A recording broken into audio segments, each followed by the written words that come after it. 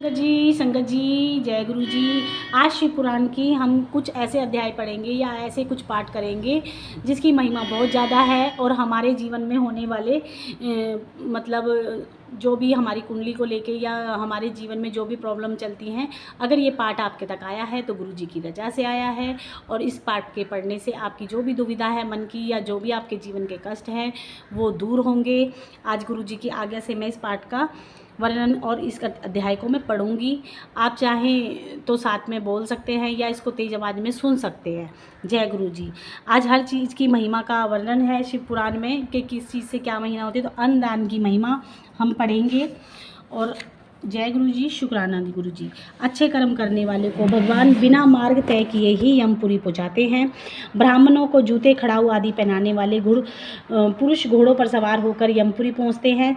छाता सैया आसन आदि को दान में देने वाले व्यक्ति छायादार वृक्षों की छाया में आराम करते हैं, यमपुरी को जाते हैं। देव मंदिर, सन्यासी के मठ आदि बनवाने वाले, गरीबों के लिए घरों का निर्माण कराने वाले मनुष्य विमानों में आरूढ़ होकर यमलोक जाते हैं। ब्राह्मणों के चारों ओर दबाने वाले व्यक्ति घोड़े पर सवार होकर, चरणों को दबाने वाले व्यक्ति घोड़ों पर सवार होकर यमलोक जाते हैं। सोना और चांदी का दान करने वाले व्यक्ति स्वर्ग के अधिकारी होते हैं।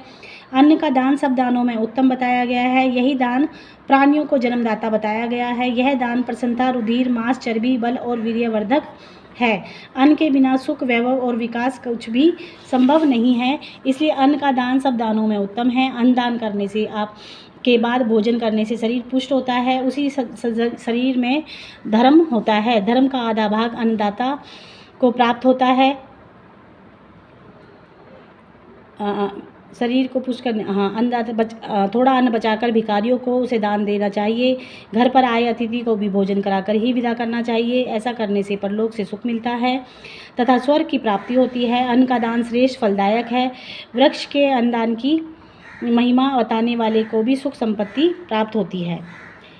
जल सभी प्रकार के प्राणियों के लिए आवश्यक है, अतः जल का दान सर्वोत्तम दान है। कुआं बनवाने वाले व्यक्तियों को आधा पाप नष्ट हो जाता है। जिस व्यक्ति के द्वारा बनवाए गए तालाब का पानी गो, ब्राह्मण तथा महात्मा लोग पीते हैं, उस व्यक्ति के समस्त वंश का उद्धार होता है। तालाब में वर्षा का जल एकत्र हो जाता है तो बनवाने वाले को अग्निहोत्र का फल मिलता है। जाड़ों में जल भरे रहने पर तालाब के निर्माता को 1000 गौओं का दान के बराबर फल मिलता है। हेमंत और शिशिर में जल भरने रहने पर अश्वमेघ यज्ञ का फल मिलता है। गर्मियों में जल भरे रहने पर बनवाने वाले को भी दुख नहीं होता, अतः तालाब बनवाना महान पुण्यदायक है। इसी तरह पेड़ों को लगवाना भी महान फलदायक है। सड़क के दोनों ओर पेड़ लगवाना भी महान फलदायक है। ऐसे व्यक्ति को अक्षय लोक मिलता है तथा उसके सारे वंश का उद्धार हो जाता है। फलों से पितृ, फूलों से देवता और छाया से यात्री प्रसन्न होते हैं। वृक्ष तो देव देते, यक्ष, किन्नर, मनुष्य सभी को प्रसन्न करते रहते हैं। इस कारण बाग बगीचे लगवाना सबसे उत्तम कार्य है। सच बोलना सबसे उत्तम तप है। पर ब्रह्मा, यज्ञ, तप, धैर्य, शास्त्र, देवता, ऋषि, पितृ आदि का पूजन, जल, विद्या, दान, ब्रह्मचर्य, परम पद सभी सत्य रूप है। यह पृथ्वी सत्य पर ही ठहरी है। सत्य बोलने वाला परम तेजस्वी होता है। झूठ बोलने वाले के सभी कर्म व्यर्थ हैं, इसलिए हमेशा सत्य बोलना चाहिए। तप मुक्ति प्राप्त करने का सबसे उत्तम साधन है। तपस्वी व्यक्ति देवताओं के साथ महान सुख पाते हैं। तपस्या से स्वर्ग, यक्ष, मोक्ष तथा समस्त कामनाएं प्राप्त हो जाती हैं। तपस्या के बिना स्वर्ग तो क्या ब्रह्मलोक भी, शिवलोक कुछ भी प्राप्त नहीं होता। इससे ब्रह्मा हत्या आदि महान पाप भी नष्ट हो जाते हैं। तप सारे विश्व को सुख प्रदान करता है। सुख प्राप्ति के लिए तप प्रधान है। तब से ही ब्रह्मा जी सृष्टि की रचना करते हैं। भगवान विष्णु भी तप के बल पर ही सृष्टि का पालन करते हैं। तप की ही कामना एवं कल्याण का मार्ग है। पुराण का महत्व। जो ब्राह्मण वेद शास्त्र का अध्ययन करते हैं, दूसरों को इसका ज्ञान कराते हैं, वह महान फल का भागी हो जाते हैं। जो व्यक्ति पुराणों को पढ़कर दूसरों को नरक की कथाएं सुनाकर सावधान करते हैं, वे लोग पुराणों के ज्ञाता होते हैं। नरक में गिरने से बचाने वाला पुत्र कहलाता है। धर्म का उपदेश देने वाला तथा पुराण वेत्ता गुरु विष्णु, महेश और ब्रह्मा का ही रूप होते हैं। वह अपने ज्ञान द्वारा मनुष्य को उद्धार करते हैं। श्रेष्ठ पुराण वेत्ता व्यक्ति को धन, अन्न, भूमि, स्वर्ण, गो, रथ, वाहन, घोड़ा आदि वस्त्र और आभूषण प्रदान करने से मनवांछित सुख प्राप्त होता है और अश्वमेघ यज्ञ का फल प्राप्त होता है। अनाज उत्पन्न करने वाला उत्तम खेत दान करने से 10 पहली और 10 पिछली पीढ़ियों तर जाते हैं। जो व्यक्ति शिवालय और मंदिर विष्णु मंदिर में पुरानी कथाएं करवाते हैं वे राजसूय यज्ञ और अश्वमेध यज्ञ आदि पुण्य प्राप्त करते हैं। लोग सूर्य लोक में पहुँच जाते हैं। देवताओं के सामने पुरानी कथा कहने से 1000 गुना पुण्य मिलता है। मोक्ष की प्राप्ति करने से इच्छा रखने वाले शिव पुराण की कथा श्रद्धापूर्वक सुननी चाहिए। यदि लगातार कथा और सुनना संभव नहीं हो तो प्रतिदिन 2 घड़ी बैठकर ही कथा सुननी चाहिए। यदि यह भी संभव नहीं हो तो महीने में 1 बार तो कथा अवश्य सुननी चाहिए। ज्ञान प्राप्ति के लिए लगातार योग शास्त्रों का अध्ययन करना चाहिए। पुराणों का अध्ययन करने या उन्हें सुनने से पापों का नष्ट हो जाते हैं तथा धर्म की वृद्धि होती है। अतः किसी न किसी पुराण का श्रद्धा पूर्वक सुनना या पढ़ना चाहिए। स्वर्ण भूमि गो आदि का दान लेने व देने वालों के ही कल्याणकारी हैं। गोदान, भूमि दान, विद्या दान तथा तुला दान महान कल्याण कारक हैं। याचकों और श्रद्धा के साथ गाय, अन्न, भोजन, वस्त्र, छाता, जूते आदि का दान अवश्य देना चाहिए। ब्राह्मण को और दीन व्यक्तियों को दारता से दान देने से परम कल्याण होता है। इस प्रकार के महादान जो इस प्रकार हैं: स्वर्ण, तिल, हाथी, कन्या, दासी, घर, रथ, मणि, कपिला, गो, अन्न। इनको दानों से मनुष्य भवसागर से पार हो जाता है। राजा रघु से स्वर्णमयी पृथ्वी का दान करने से महान यज्ञ कमाया जाता था। कपिल गो और वस्त्राभूषण से युक्त करके सींगों का स्वर्ण से मढ़कर तथा खुरों को चांदी में मढ़वाकर दान करने से लोक परलोक सुधार कर मुक्ति को प्राप्त कर लेते हैं। इसकी गिनती सर्वोत्तम दानों में की जाती है। घर की सबसे प्रिय चीज़ का दान सबसे उत्तम है। तराजू से अपने भार के बराबर स्वर्ण, धन, अन्न को तोलकर द्विज को दान देने से जाने अनजाने में किए गए सभी पाप नष्ट हो जाते हैं। इस दान का नाम तुलादान है। तुलादान करने से व्यक्ति को इंद्र की पदवी मिलती है और स्वर्ग में दिव्य भोगों को भोगता है। श्री संत कुमार जी बोले, हे व्यास जी, अब आप ब्रह्मांड का वर्णन सुनिए। ब्रह्मांड जल के ऊपर स्थित है। इस शिव जी के अंशाश्वर शेषनाग जी ने अपने मस्तक पर धारण कर रखा है। ये शेषनाग अनंत के नाम से भी प्रसिद्ध हैं। नाग कन्याएं इनकी सेवा करती हैं। ये सकर्षण रूप रुद्र है। इसकी शक्ति का ज्ञान देवताओं को भी नहीं है। पृथ्वी के नीचे 7 लोक हैं जिनके नाम क्रमशः अतल, वितल, सतुल, रसातल, तलातल, पताल है। प्रत्येक लोक 10-10 हजार योजन लंबा चौड़ा और 20-20 हजार योजन ऊंचे हैं। इसमें दैत्य और नाग आदि निवास करते हैं। इन लोगों में मणियों का प्रकाश रहता है। इनके अनेक निर्मल जल के सरोवर हैं। इन सरोवरों में नाना प्रकार के कमल खिले रहते हैं। जलाशय तथा नदियों के भोरे गूंजते रहते हैं। देव कन्या और नाग कन्याएं उपटन, स्नान, वेद वादन, वीणा, अझंकार आदि से लगातार विलास में व्यक्त रहती हैं। इन लोगों को सिद्ध, नाग, दानव, मनुष्य तप के द्वारा ही भोगते हैं। संत कुमार जी बोले, रौरव, शुक्र, महाज्वाला, तप्त, कुंड, लवन, लोहित, अस्पत्र, वन, वैतरणी वाला, बाला, भक्ष, सालभूत, महारौरव आदि नरकों से में मनुष्य नाना प्रकार के क्लेश पाकर अपने आप पापों को भोगते हैं। यहाँ व्यक्ति अपने यातनाएं पाते हैं। असंख्य नरक है जिनके पापी अपने अपने कर्मों के अनुसार यातनाएं भोगते हैं। बड़े बड़े पाप प्रायश्चित से दूर किए जाते हैं। ये प्रायश्चित अपने प्रकार के हैं। इसमें सबसे ये प्रायश्चित अनेक प्रकार के हैं। इसमें सबसे उत्तम प्रायश्चित तो भगवान भोलेनाथ का नाम है। पाप दुखदायी और पुण्य सुख देने वाला होता है। वास्तव में मैं सच्चा सुखदाता संसार में कोई नहीं है। सुख दुख सभी मन की कल्पना है। ब्रह्म ज्ञान का प्राप्त करना ही परम श्रेयकर है। शिव तत्व की प्राप्ति से ही मनुष्य को पाप पुण्य नहीं लगते। अतः नरकों से बचने का सर्वोत्तम उपाय शिव जी की आराधना करना है। इससे ही मुक्ति मिलती है। 7 द्वीपों का वर्णन। जम्मू, प्लक्ष, शालमली, कुश, क्रोच, सरक, पुष्कर नाम के ये 7 द्वीप हैं। इनके चारों ओर 7 समुद्र हैं जो क्रमशः सार, जल, ईख के रस की दूध, दही और मधुर बल से परिपूर्ण है। सुमेरु पहाड़ बीच में है। यहाँ पहाड़ 64 कोस तक फैला हुआ है। यह 336 कोस ऊंचा है। इसके दक्षिण में इंद्रकूट नामक पर्वत है। ये सभी पहाड़ 40-40 हजार कोस के विस्तार में फैले हैं। 40,000 कोस के विस्तार में भारतवर्ष स्थित है, जिसमें सुमेरु के दक्षिण में हर्ष पर्वत है, उत्तर में रमेयक है, उसके नज़दीक हिरण्यमय है, उत्तर के कौरव देश हैं।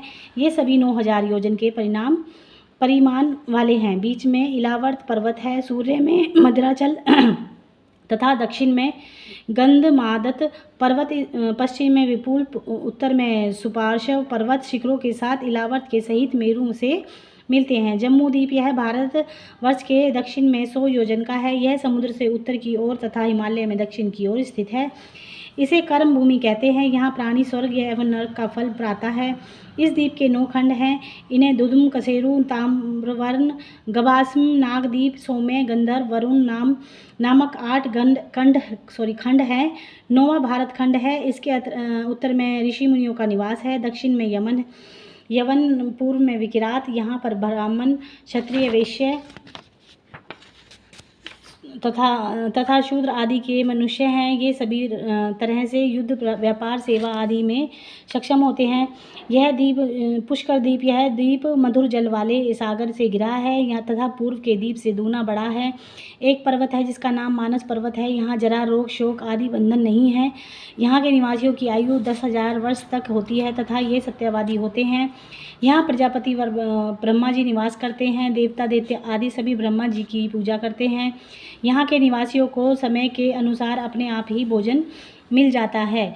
यहाँ पर पृथ्वी स्वर्णमयी है। इससे आगे मनुष्य के लिए और कोई लोक नहीं है। जिस स्थान पर सूर्य चंद्रमा का प्रकाश पड़ता है उसे भूलोक कहते हैं। पृथ्वी में 1 लाख योजन की ऊंचाई पर सूर्यमंडल है। इसमें से 1 लाख योजन ऊंचा चंद्रमंडल है। चंद्रमा से 10,000 योजन ऊंचे नक्षत्र हैं तथा ग्रह मंडल हैं। इन मंडलों में 1 लाख योजन की ऊंचाई पर सप्तऋषि मंडल है तथा इसे 1 लाख योजन ऊंचा ध्रुव मंडल है। ध्रुव मंडल के नीचे भुआ, स्वा 3 लोक हैं। मध्य में कल्प निवासी ऋषि हैं। ध्रुव से ऊपर महालोक है। इसमें महात्मा सनक, संदन आदि ब्रह्मापुत्र निवास करते हैं। इसके 2 लाख योजन ऊपर शुक्र लोक है। इसके नीचे 1 लाख योजन दूर बुध और बुध से नीचे 2 लाख योजन मंगल ग्रह है। वहाँ से 2 लाख योजन पर बृहस्पति, वहाँ से 2 लाख योजन ऊपर शनि मंडल स्थित है। यह ग्रह अपनी अपनी राशि पर घूमते रहते हैं। ग्रहों से 11 लाख योजन दूरी पर सप्तऋषि मंडल है। यहाँ से 13 लाख योजन पर ध्रुव मंडल है। जनलोक में 26 लाख योजन दूर तपलोक है। इससे 6 गुना तथा सत्यलोक है। यह ब्रह्मांड 5 महाभूतों का बना है। जिस प्रकार तिलों में तेल रहता है उसी प्रकार परमात्मा सब में व्याप्त है। जहाँ शिव और शक्ति का मेल होता है वह ब्रह्मांड का उदय होता है। जब शक्ति शिवजी में लय होती है तब प्रलय होती है। सबसे आगे अक्षय शिवलोक है। वहाँ पर शिव स्वयं निवास करते हैं। तप के प्रभाव से मुक्ति का उपाय।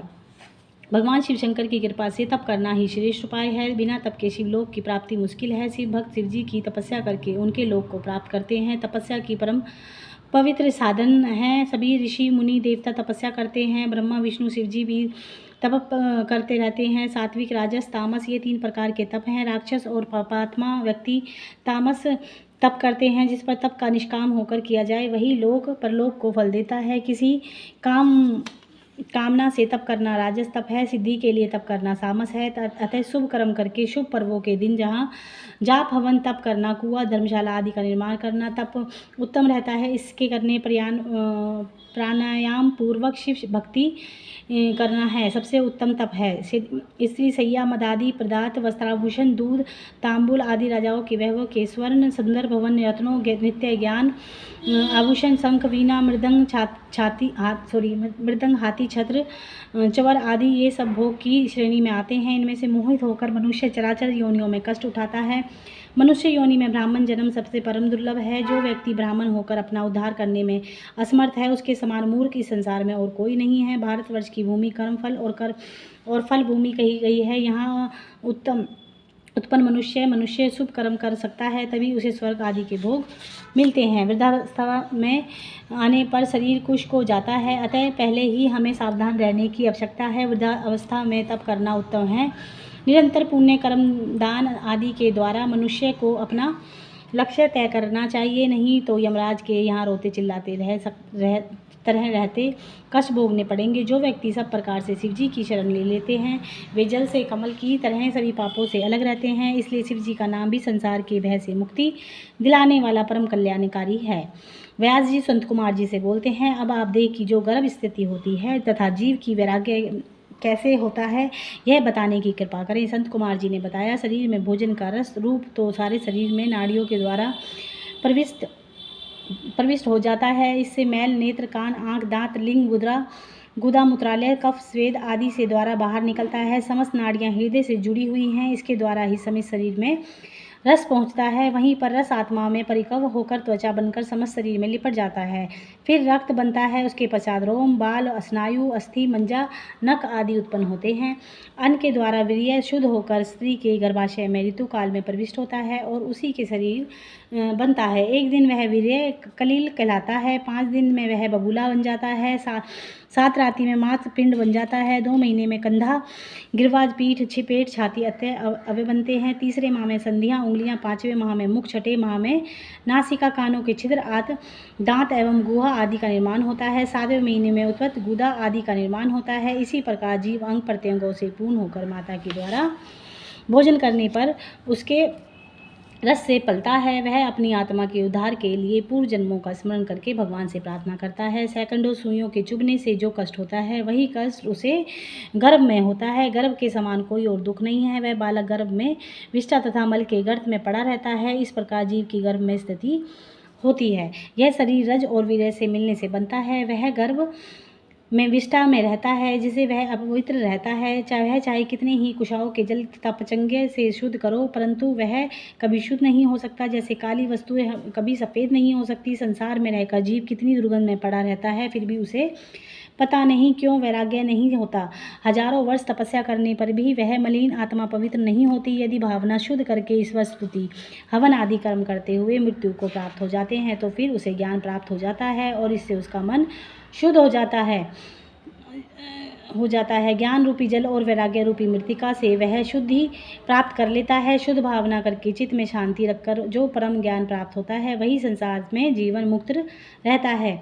कैसी विचित्र बात है कि जीव तो कान रखते हैं हुए भी अपना हित नहीं बताता और आंखें होते हुए भी अपना हित नहीं देखता। उसकी बुद्धि पापों से नष्ट हो जाती है। वह इस संसार में फंसकर दुख पाता है और अपने भगवान शंकर ने कृपा करके मुक्ति का साधन स्वरूप वह शिव पुराण वर्णन किया गया है। इसमें काम, क्रोध आदि का त्याग कर, स्त्रियों को आश्रित त्याग कर मनुष्य को शिव की आराधना करनी चाहिए।